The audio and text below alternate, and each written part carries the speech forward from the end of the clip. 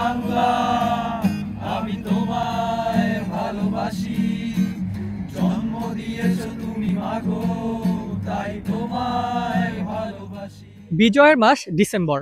এই মাসে অর্জিত হয়েছে বাংলাদেশের স্বাধীনতার চূড়ান্ত বিজয়, যে বিজয়কে প্রতি বছরই বাংলাদেশের মানুষেরা নানাভাবে উদযাপন করে থাকে। তবে যে সকল বাঙালিরা থাকে দেশের বাহিরে, কিভাবে তারা উদযাপন করে এই বিজয়ের দিনটি? বিজয়ের আনন্দ শুধু বাংলাদেশ নয়, দেশের গণ্ডি পেরিয়ে ছড়িয়ে পড়ে বিশ্বের সব দেশে। যেখানেই বাঙালি, সেখানেই যেন বাংলার বিজয়ের ছাপ দৃশ্যমান। যদি এই দিনটা যদি না আসতো, হয়তো আমরা বাংলাদেশ নামে এটা কারো, যখন আমরা অন্য কোনো কান্ট্রির মানুষের কাছে যখন বলি যে না আমরা বাংলাদেশি, এই আইডেন্টিটিটা হয়তো আমাদের থাকতো না। আমরা যে বাঙালি, সেটার পরিচয়টাই হয়তো থাকতো না। চায়নার ঝেজিয়াং প্রভিন্সের হাংজৌ শহরে অধ্যয়নরত বাংলাদেশি শিক্ষার্থীরা উদযাপন করেছে ৫৪তম মহান বিজয় দিবস।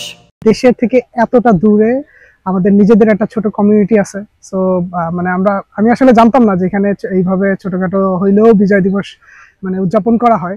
দেশে হইলেও তো দেখা গেছে যে হয়তো বিজয় দিবস উপলক্ষে ঢাকায় থাকলে প্যারেড গ্রাউন্ডে যেতাম। কেক কেটে আয়োজনের সূচনা করেন হাংজৌ ডিএনজি ইউনিভার্সিটির সম্মানিত প্রফেসর, বাংলাদেশি বংশোদ্ভূত বিজ্ঞানী ডক্টর মিজানুর রহমান। এইভাবে বাংলাদেশের সাথে সম্পৃক্ত হওয়ার সুযোগ আমার হয়নি, তো এই প্রথমবার মতো। তবে আমার আজ খুব ভালো লাগছে যে এটা হলো কোনো দলভিত্তিক কিছু না, সবাই মিলে একসাথে বিজয় দিবস উদযাপন করলাম। এটা খুব ভালো লাগলো আমার। এ আয়োজনে শুধু বাংলাদেশিরাই নয়, আমন্ত্রিত অতিথি হিসেবে ছিলেন মরক্কো, মিশরের মতো অন্যান্য দেশের নাগরিকরাও।